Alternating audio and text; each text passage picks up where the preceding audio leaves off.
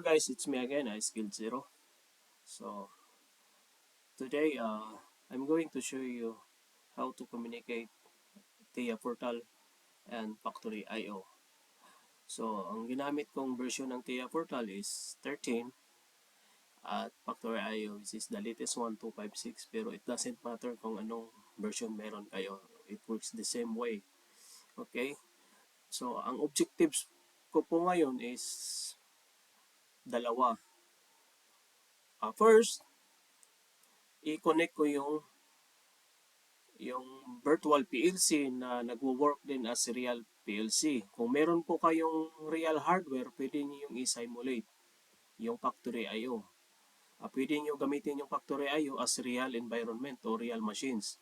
Tapos makikita ninyo yung feedback status ng real PLC ninyo. So which is this one. So wala po akong dala ngayon na hardware, pero ito yung ginamit ko. It works as the same as real PLC.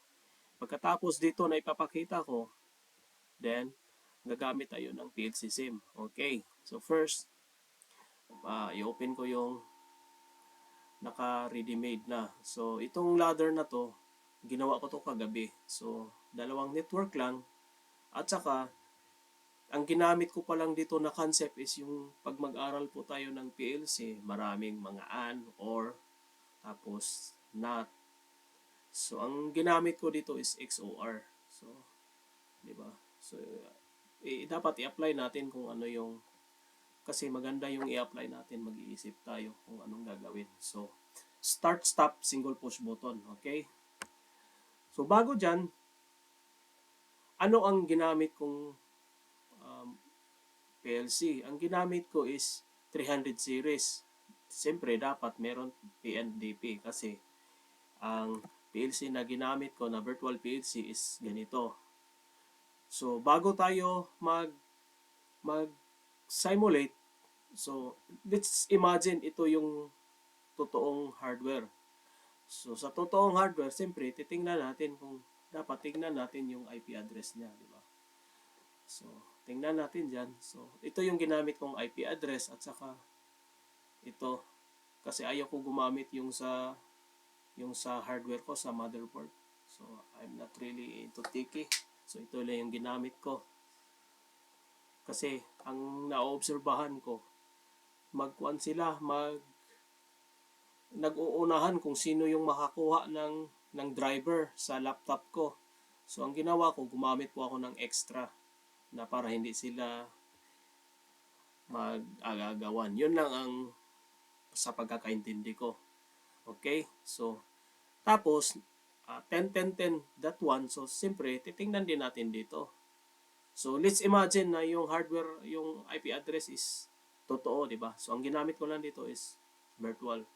So tingnan natin yung IP address. So dapat parehas din sila. Okay, so parehas. Okay. So, di ba kung gagawin natin, i-compile din, download. Okay. So i-download natin 'yan, di ba? So ito yung pinakaunang objective ko. I-simulate natin yung program ko. Ang ginamit ko lang dito is virtual PLC, pero parehas lang ang process sa totoong PLC na hardware. Okay.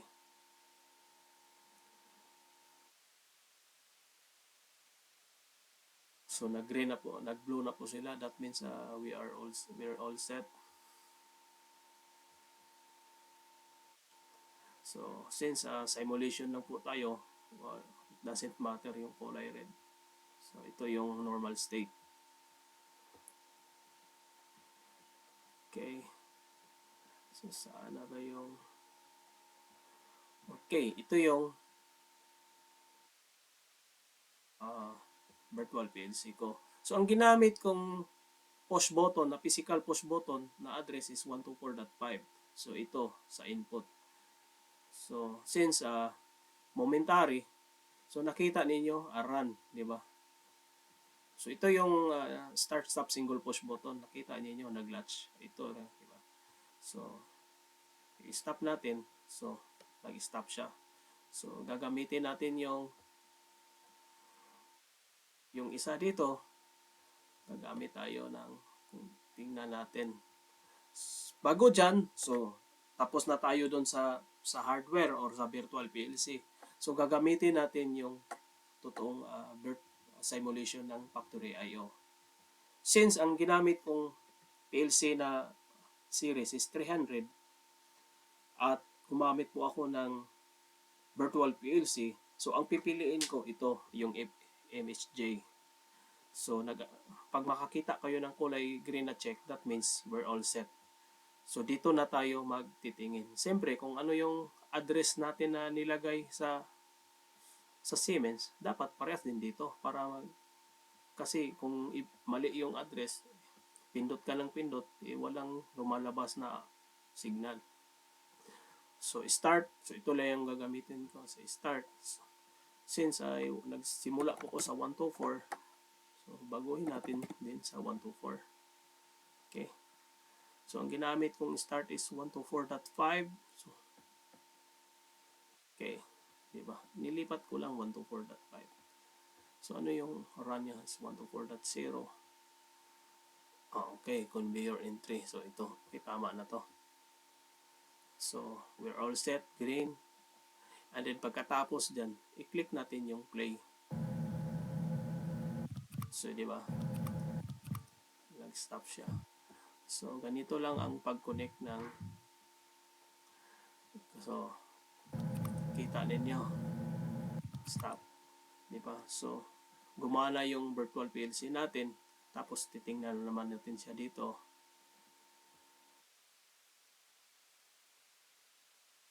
Okay. So, kita nyo, run.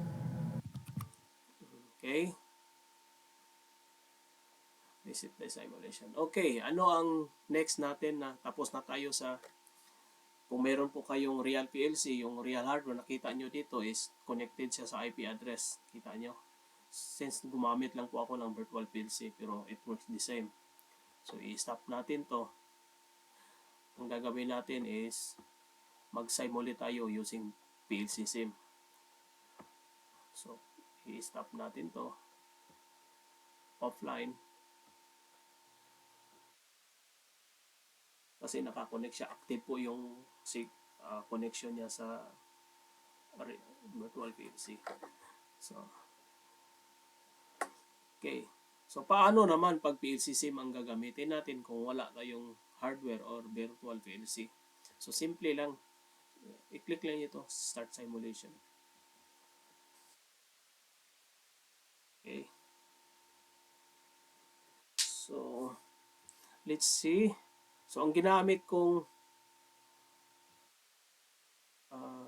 IP address 1010. So, PLC sim. Okay, let's try this one. So, nakita niyo, di ba? Nakakonect siya. So, that means all set.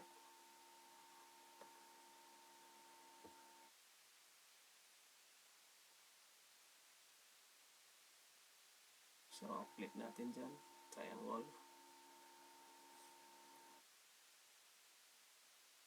And then, PLC sim. At shout out pala sa mga mentor ko dyan. Shout out kay Aldi. Siya po yung nag-trigger ng push button ko para mag-push sige na mag-aral ng automation. Okay, naka-ready na. Normally, inuuna ko yung TIA Portal. Kasi ang TIA Portal, pag magloko yan, talagang magloko yan. Abutin ka ng araw dyan o linggo. So, ito, MHJ, siyempre, yung nakita nyo sa TIA, sa Factory I/O, naka-kulay green pa rin. So, siyempre, naka-PLC sim tayo. Ito siya sa kabilang software or virtual PLC. So, palitan natin yan. Punta lang kayo sa drivers at siyempre, gumamit po tayo ng S7 PLC sim. Pero kung hardware naman yung kinonek ninyo, yung totoong hardware, dito yung iselect ninyo. So, i-click natin yung PLC sim kasi mag-simulate po tayo using PLC sim ng Siemens. At configuration, at titingnan nyo kung anong model. Baka nag-click kayo dito, talagang hindi magkoconnect yan. So, 300 series yung ginamit ko. At of course, palitan natin yung sa address niya. Kasi nag-start po ako sa 124. Pwede namang baguhin, 0. Okay, so dito na. At saka connect. So nakita nyo, once na mag-green na to, that means all set. Okay, so ano bang ginamit kong start is 124.5. So ilipat ko lang dito. Okay, 124. And then click play. Kita ninyo.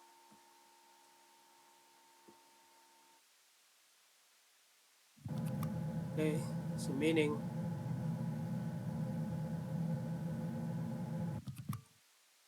diba?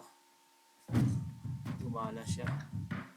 So that means ang nakita ninyo na nag na meron tayong communication sa Factory IO at saka Siemens TIA portal. So start, stop, okay? Using. At saka meron din ako ipapakita sa inyo. Close natin 'yan kasi tapos na tayo sa objective natin paano i-simulate using. Meron din akong second option, another single push button, okay? So merong ibang method na mas madali or kung gusto niyo.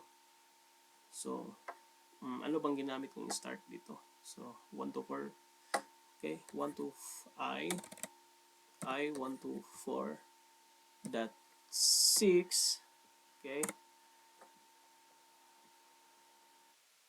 Tapos gamit tayo ng saan ba yung Ptreg. I'm using a single push button start stop using SR flip flop. Okay, so mag-start po ako sa M20 na lang, okay, para and then SR M20.2 or M20.1, it doesn't matter. So 124.1 Q 124.1, okay.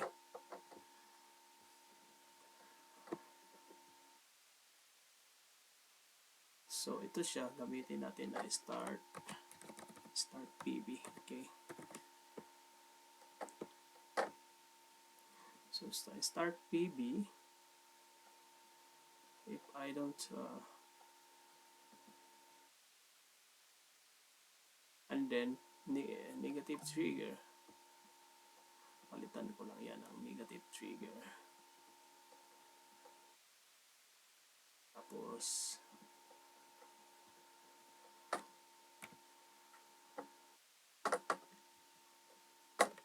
M20.1 kasi no 2 kasi tapos na yung 1.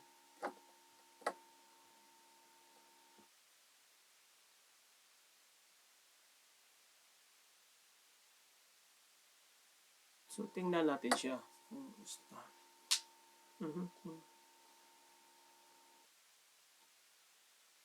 I think this one would be close and this one, no, that's correct.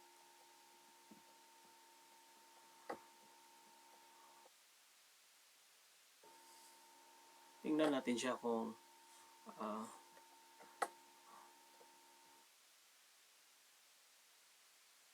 124.6.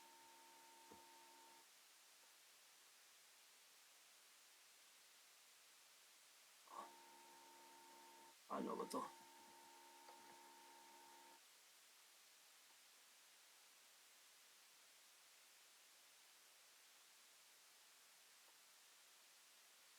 Ano naman to?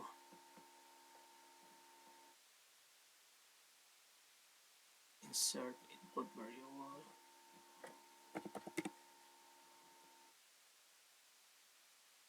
Okay, nakita ninyo, gumana yung start command. So, 124.6 rin, di ba? So, meaning, so dahil active po to siya. So, dapat ito siya ay normally open. So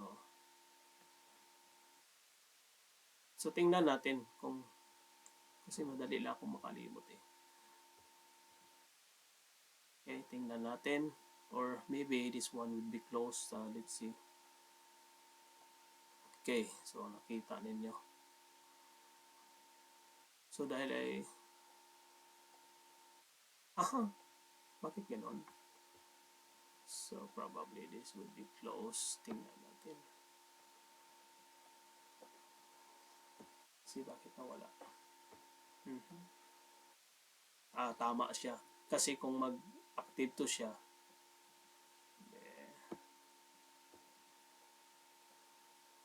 so nakita ninyo, di ba, momentary. So, okay. So, yun na to. Ito na siya. So, momentary. So, active. Momentary. So, okay.